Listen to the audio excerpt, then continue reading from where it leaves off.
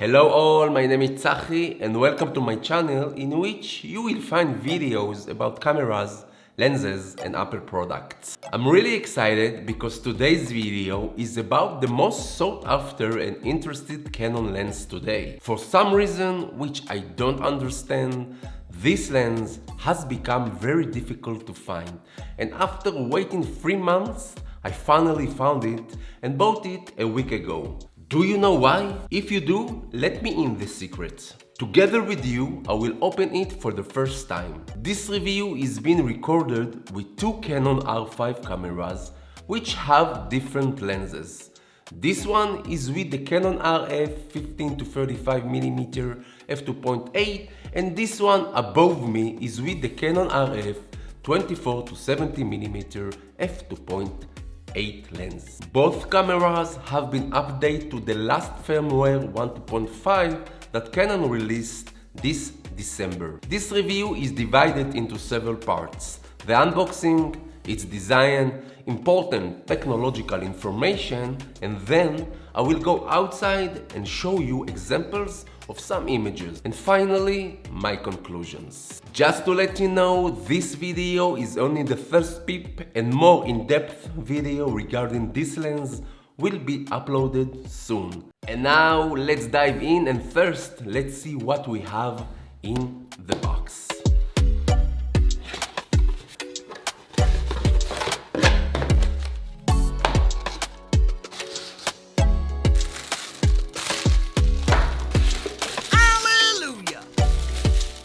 As we can see, we have the regular accessories such as the lens case and lens hood. Guys, only when you actually hold this lens, you can really understand the issue of its weight. But it's not as bad as it's described to be.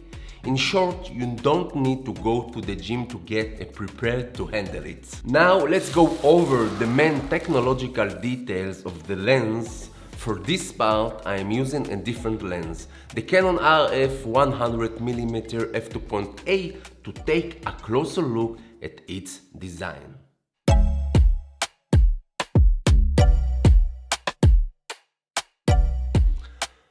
The lens has 95mm filter size, weighs only 1,430 grams or 3.15 pounds. It also has a control ring for direct settings changes and a 12-pin communication system. It's dust and water resistant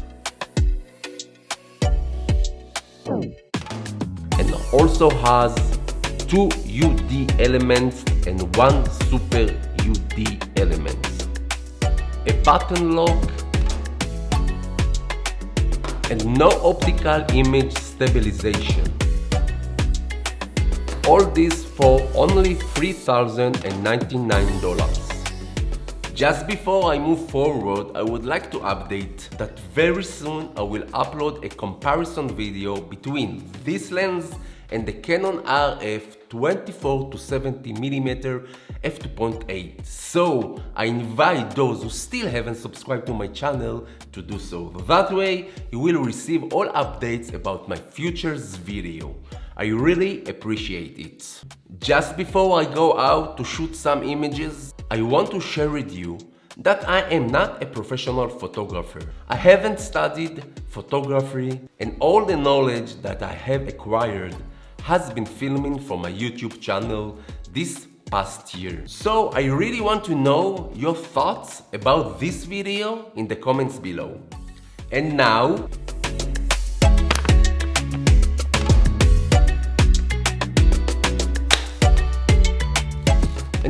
after the lens is on my camera, I think we can move on to the practical part to see how it's done.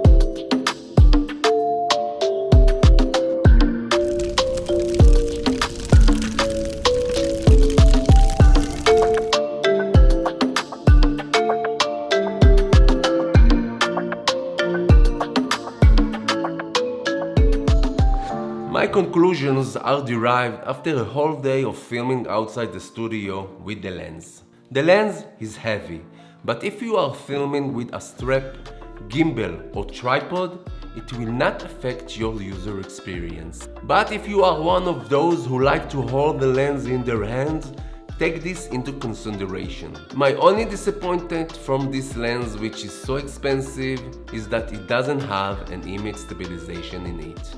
Despite this, I recommend it to all of you who are still debating. Don't. This is a great lens with fabulous results. Guys, don't forget that this video is only a first peep, and soon I will upload an in-depth review.